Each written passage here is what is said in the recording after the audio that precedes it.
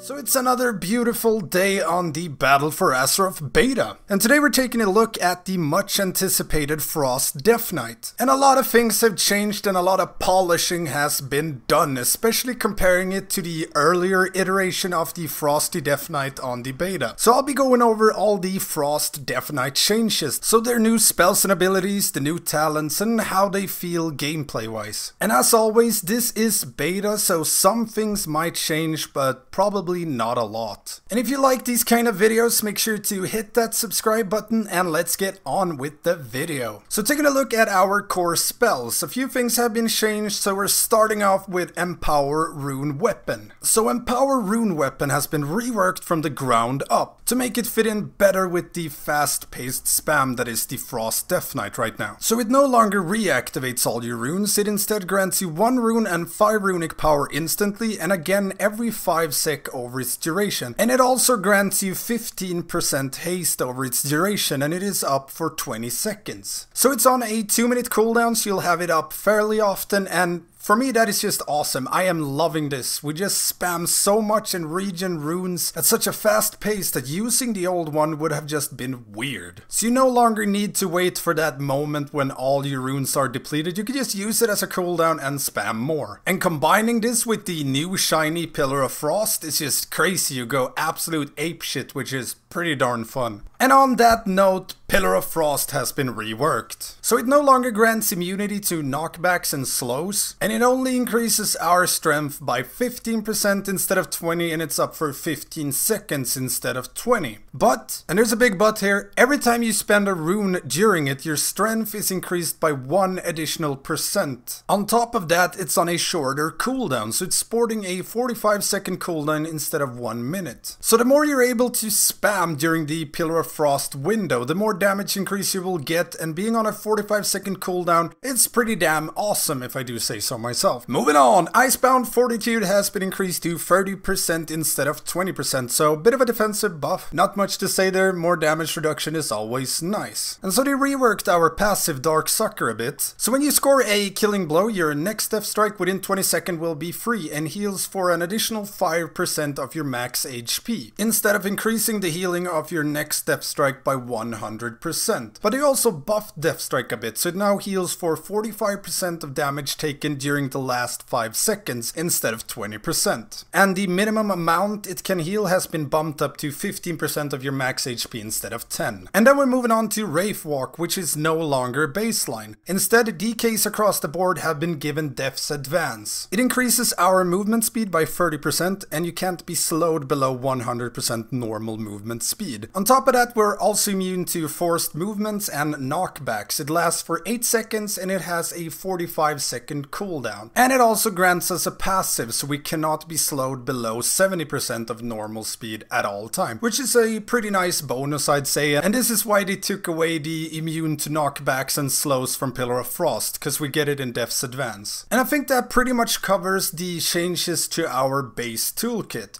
So moving on to our talent row, and they've seen some major reconstructive surgery as well. So let's take a look at the 56 row. We have Inexorable Assault, Icy Talons, and Cold Heart. And this is a word I wanted to say multiple times. Inexorable Assault. Every 8 seconds you get a stack of Inexorable Assault, which increases the damage of your next Obliterate. And Inexorable Assault stacks up to 5 times, and anytime you use Obliterate, you consume a stack. So during an encounter, it just randomly buffs your Obliterate, but when you run between packs or mobs or at the start of an encounter, it's pretty nice to be able to stack it up a little bit for a DPS increase. And Icy Talons. Frost Strike increases our melee attack speed by 5% and it stacks up to 3 times. So it's kinda like the old Icy Talon, but at a lower rate. But seeing how melee swings are a major part of our damage, 15% attack speed is pretty damn nice, and it synergizes well with Killing Machine, which of course procs off your auto attacks. And lastly we have Cold Heart. Our old legendary chest has become a talent. It works the same way, but it no longer stuns. So every 3 sec you gain a stack of Cold Heart, which causes our next Chain of Ice to deal X amount of damage, and it stacks up up to 15 times. And when you're at 15 stack, you just unleash a massive burst of single target damage. Personally, I like Icy Talons the best due to its synergizing so well with Killing Machine. Other than that, it's pretty hard to say which one is better. Moving on to the 75 row, Runic Attenuation, Murderous Efficiency, and Horn of Winter. So Runic Attenuation has made its way to the 57 row. Works kinda like it does on live, your auto attacks have a chance to generate free runic power instead of the old one where your auto attacks always generated 1 runic power, so throwing in some RNG in the mix. And Murderous Efficiency, consuming Killing Machine effect has a 50% chance to grant you 1 rune. So the more Killing Machine procs you get, the more runes you get. Works really well with Icy Talon as well as the Obliteration talent that I will get to later. And Horn of Winter is still here. Works the same way as in Legion, I just can't figure out why this isn't brought back as a buff like the olden days. I mean, now that they've brought back Battle Shout, Arcane Brilliance and stuff like that, why can't we just get Horn of Winter? But no. Moving on to the 58 row, Winter is Coming, Asphyxiate and Blinding Sleet. So taking a look at Winter is Coming. Enemies struck 5 times by Remorseless Winter are rooted for 8 seconds. Asphyxiate, choke your target in a Darth Vaderly fashion, lifting them off the ground, stunning them for 4 seconds. And Blinding Sleet, a cone which blinds enemies hit for 5 seconds, causing them to wander about disoriented, sporting a 1-minute cooldown. So this row largely depends on your playstyle and what content you're running. Force Grip can be really nice when you need to stun certain mobs. Blinding Sleet will be pretty good for interrupting certain mobs. And the 60s, we have Avalanche, Frozen Pulse, and Frost Sight. So Avalanche, casting Howling Blast with a Rhyme proc causes icicles to fall down and deal X amount of damage to enemies near your target. Frozen Pulse, while you have fewer than 3 full runes, your auto attacks deal X amount of damage to all nearby enemies. And this one seems to work pretty well. It did a lot of damage in the dungeons I ran with this one, and seeing how you change your rotation a bit when it's on AoE depending on what talents you run, you pretty much have this up at all time. And Frost Sight works like in Legion, so it's like an AoE version of Obliterate. A sweeping attack that strikes all enemies in front of you, benefits from Killing Machine procs, and when it crits it always deals 4 times the normal damage. So on heavy AoE or cleave, this one is pretty much a beast. But it'll be fun to see which talents come out on top here. I kinda like how Frozen Pulse works. I mean, trying to keep yourself under 3 runes for as much time as possible while still trying to keep the spam going, it's pretty fun. Anywho, the 75 row, Permafrost, Wraithwalk, and Death Pact. So, Permafrost, your auto attack damage grants you an absorb equal to 40% of the damage dealt. And it seemed to cap out at around 25% of my max HP, but unsure how they've tuned this. This is a pretty dope talent. Actually just reduces your overall damage taken by a lot. Even if it's constant ticking damage, you'll still get a lot of benefit from this, and during downtime when you're not taking damage, this will just stack up and reduce your damage taken from whatever the boss or trash throws at you. And our dear old Wraithwalk. So Wraithwalk is now a talent. It's on a 60-second cooldown instead of 45, and it lasts for 4 seconds instead of 3. So if you find yourself in need for speed, this'll do the trick. And Death Pact, instantly heal yourself for 50% of your max HP, but you absorb all incoming healing equal to 30% of your max HP for 15 seconds. And it's on a 2-minute cooldown, so a bit of a risk-reward gameplay. It can save you in a lot of situations, but if you're not careful, it might bite you in the ass a short moment later. And then the 90s row, so we have Gathering Storm, Glacial Advance, and Frostworm's Fury. So Gathering Storm, each rune spent during Remorseless Winter increases its damage by 15% and extends its duration by 0.5 seconds. So you pretty much want to cram out as much as possible after you pop Remorseless Winter. Works very well on single target, falls a bit behind on AoE. Glacial Advance. Summon a Glacial Spike that advances forward, dealing X frost damage and applying Razor Ice to enemies hit. So it costs 30 runic power and it's on a 6-second cooldown, which is reducible by haste. And a big part of this isn't the impact damage, which by the way is pretty damn huge, but the fact that it applies Razor Ice to all the targets hit. And Razor Ice increases their damage taken from frost attacks by 15% when fully stacked. So having everyone take 15% increased frost damage when you're AoEing is pretty damn huge. And it's a lot of fun to play with, especially when combined with Frost Sight or together with the Frozen Pulse talent. So much AoE, crazy fun stuff. And then we have ye old Frostworm, which is our old artifact trait as a talent. So if you don't want to live without the big ass dragon cooldown, then no worries. So you summon a Frostworm who breathes his icy stuff on all enemies within 40 yards in front of you, dealing X amount of damage and slowing them by 50%. And it's on a 3-minute cooldown. And in there lies the problem. I mean, it was good in Legion because you had the dragon and the other toolkit. You didn't need to choose between the dragon and another AoE talent. You always had the dragon. But the dragon alone as a burst cooldown is not that great. Sure, it depends on encounter. If your goal is to AoE down 30 small mobs in a matter of seconds, yes, super good. But if another pack comes up after that while it's on cooldown, the other one just scales ahead so fast. So on 4 targets, Glacial Advance alone did 3 times the damage of Frostworm during those 3 minutes, and that's not counting in the 15% extra frost damage taken, which benefits my Howling Blast, Remorseless Winter, and Frozen Pulse. But I mean, it is beta, so we'll see how the tuning gets in the end. And the last row! Ice Cap, Obliteration, and Breath of Sindragosa. Ice Cap, your Frost Strike and Obliterate crits reduce the cooldown of Pillar of Frost by 1 second. So pretty nice, gives you a higher uptime on Pillar of Frost, and remember that it's already on a 45-second cooldown. And this talent will just scale with gear. More haste or crit means more procs on Killing Machine, which in turn means more overall crits on Obliterate and Frost Strike. So might not be super good at launch, but it'll probably scale up very well. However, I haven't done any math on this, so I might just be rambling nonsense. And Obliteration has been polished a bit, so it now empowers your Pillar of Frost instead of being a separate cooldown. It's Blizzard's way of negating the GCD changes they themselves put in. So while Pillar of Frost is active, Frost Strike and Howling Blast grants Killing Machine, which enables you to use a Killing Machine empowered Obliterate every other attack. I mean, it's pretty straightforward and a hell of a lot of fun, and if you combine this with the new empowered rune weapon, you're just a Obliterate spamming monster during that window. And then we have Breath of Sindragosa. It is still here for all you heavy breathers.